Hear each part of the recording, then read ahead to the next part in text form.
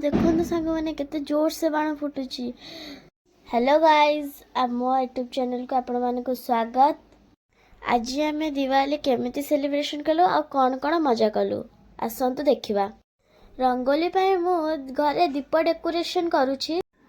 ତା ପାଇଁ ଜିନିଷ ଆଣିବାକୁ ମୁଁ ଦୋକାନକୁ ଯାଇଥିଲି, ଯେମିତିକି ତୁଳି, ତାପରେ ବଡ଼ ଦୀପ ଆଣିଲୁ, ତାପରେ ଛୋଟ ଦୀପ ଆଣିଲୁ, ତାପରେ ଅଠା ଆଣିଲି, ତାପରେ ଯୋଉଟା ତା ସହିତ ସେଟ୍ କରିବି, ଯୋଉଟା କ୍ଲେ ଆଣିଛି ଦୀପ ସେଟ୍ କରିବାରେ ବି କାମ ଆସିବ, ଆଉ ମିରର ବି ଆଣିଛି, ଯୋଉଟାକି ଦୀପ ସାଇଡ଼ରେ ମିରର ୱାର୍କ କରିବି ବୋଲି ମୁଁ ଆଣିଛି। ମୁଁ ଦୁଇଟା କଲର୍ ଆଣିଛି ଯୋଉଟାକି ଦୀପ ଡେକୋରେଟ୍ ପାଇଁ, ସେଇଟା ହେଉଛି ବ୍ଲୁ ଆଉ ହ୍ୱାଇଟ୍। ଦୀପରେ ଆମେ ବ୍ଲୁ କଲର୍ ଦେବା, ଯୋଉଟାକି ଆମେ ମାନେ ସାଇଡ଼ରେ ସବୁ ଧୀରେ ଧୀରେ ଧୀରେ ଧୀରେ ଦେବା, ଯୋଉଟାକି ଆମେ ଫାଙ୍କା ରହିବନି ଆମର ଦୀପ କଲର୍। ସାଇଡ୍ ଗୁଡ଼ା ପୁରା ଭଲ ସେ କଲର୍ କରିସାରିଲା ପରେ ତାପରେ ଆମେ ଭିତରଟା କଲର୍ କରିବା। ଭିତର ପୁରା କଲର୍ କରିସାରିଲା, ବାହାର ଗୁଡ଼ାକୁ ଆମେ ଧୀରେ ଧୀରେ କରି କଲର୍ କରିବା। ତାପରେ ଆମ ଦୀପଟା ପୁରା କଲରିଂ ହେଇଗଲା। ଏବେ ଆମେ ଦୀପଟିକୁ ଡେକୋରେଟ୍ କରିବା। ଆସନ୍ତୁ ତ ଚାମଚର ପୁରା ସାଇଜ୍ କରିକି ତାର ସବୁ କାଟିଦେବା, ୟୁଜ୍ ଆଣ୍ଡ ଥ୍ରୋ ଚାମଚ। ତାପରେ ଆଗରୁ ଆମେ କାର୍ଡ଼ବୋର୍ଡ଼କୁ ଗୋଲ କରିକି ପୁରା ଛୋଟ ସାଇଜ୍ରେ କାଟିଦେବା। ତାପରେ କାଟି ସାରିଲା ପରେ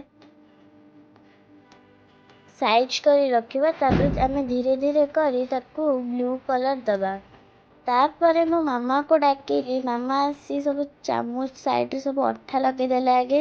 ତାପରେ କିଛି ଗୋଲ୍ଡେନ୍ କଲର୍ ଜିଙ୍କରେ ମାମା ତାକୁ ଗୋଳେଇ ଶୁଖିବାକୁ ରଖିଦେଲେ। ତାପରେ ଗୋଲ କରି ରଖିଥିବା କାର୍ଡ଼ବୋର୍ଡ଼କୁ ଉପରେ ଫାଷ୍ଟ ଅଠା ଲଗେଇଲେ, ତାପରେ କ୍ଲେ ଲଗେଇଲେ। କ୍ଲେ ଲଗେଇଲା ପରେ ଯେମିତି ନ ରହିଲା, ତାପରେ ଆମେ ଆଉଥରେ ଅଠା ଦେଲେ। ତାପରେ ଦୀପ ଥୋଇଲା ପରେ ଫାଇନାଲି ଆମ ଦୀପ ରେଡ଼ି ହୋଇଗଲା। ଆଉ ଦେଖନ୍ତୁ ଦୀପଟି କେତେ ସୁନ୍ଦର ଦେଖାଯାଉଛି। ତାପରେ ଆମେ ସନ୍ଧ୍ୟାବେଳେ ରଙ୍ଗୋଲି କାଟି ତା ମଝିରେ ଦୀପଟାକୁ ଥୋଇଦେଲୁ। ତାପରେ ଆମେ ତା ଦେହରେ କିଛି ଭିଡ଼ିଓ ଫଟୋ ଏମିତି ନେଇଗଲୁ। ତାପରେ ପୁରା ରେଡ଼ି ହେଇଗଲା ପରେ ମାମା ଆଉ ଆଣ୍ଟି ଶାଢ଼ୀ ପିନ୍ଧି ପୁରା ରେଡ଼ି ହେଇଗଲେ। ସେଠି ମୁଁ କହିଲି, ମାମା ଏଇଠି ବସ, ମୁଁ ତମର କିଛି ଫଟୋ ଆଉ ଭିଡ଼ିଓସ୍ ନେଇଯିବି। ଆଉ ତା ଭିତରେ ବାପା ପୁରା ଠାକୁର ଘରେ ଛୋଟ ଛୋଟ ଲିଚୁ ଲାଇଟ୍ ଲଗେଇ ପୁରା ଠାକୁର ଘରଟା ପୁରା ସଜେଇ ଦେଇଥିଲେ ଦେଖନ୍ତୁ। ତାପରେ ବାହାରେ ଯାଇ ଦେଖିଲା ବେଳକୁ ସମସ୍ତେ ବାଣ ଫୁଟେଇଲେ। ତ ମୋର ବହୁତ ଏକ୍ସାଇଟେଡ୍ ଥିଲା କି ମୁଁ ଆଜି ବାଣ ଫୁଟେଇବି ବୋଲି, କିନ୍ତୁ ମାମା କହିଲେ ଯେ କି ବାହାରେ କିଛି ରଙ୍ଗୋଲି ପକେଇକି ଦୀପ ଜଳାନି। ମୁଁ କହିଲି ହଉ, ମୁଁ ରଙ୍ଗୋଲି ପକେଇ ଦେଉଛି ଆଉ ଦୀପ ବି ଜଳେଇ ଦେଉଛି। ତାପରେ ମୁଁ ଛୋଟ ଛୋଟ ଫୁଲ କାଟି ତାପରେ ଚାଉଳ ଆଉ ଫୁଲ ଦେଇ ତାପରେ ଦୀପ ଥୋଇଦେଲି। ତାପରେ ଲିଚୁ ଲାଇଟ୍ ଲଗା ହେଇଛି, ଆଉ ବହୁତ ସୁନ୍ଦର ଦେଖାଯାଉଛି ଆଉ ବହୁତ ବ୍ରାଇଟ୍ ବି କରୁଛି। ତାପରେ ବାହାରେ ଦେଖିଲି, ଓ ଦେଖନ୍ତୁ ସାଙ୍ଗମାନେ କେତେ ଜୋରସେ ବାଣ ଫୁଟୁଛି। ଆପଣମାନେ ବି ଏମିତି ବାଣ ଫୁଟାନ୍ତୁ ସୁରକ୍ଷିତ ଭାବରେ ଓ ଦୂରେଇକି ରହିକି। ତାପରେ ଆମେ ଆକାଶ ଦୀପ ଛାଡ଼ିଲୁ। ଫାର୍ଷ୍ଟ ତ ଗଲେ, ଆମେ ସେକେଣ୍ଡ ଟାଇମ୍ ଯେତେବେଳେ ଛାଡ଼ିଲୁ ଦେଖନ୍ତୁ କେତେ ସୁନ୍ଦର ଭାବରେ ଉଡ଼ି ଉଡ଼ି ଯାଉଛି।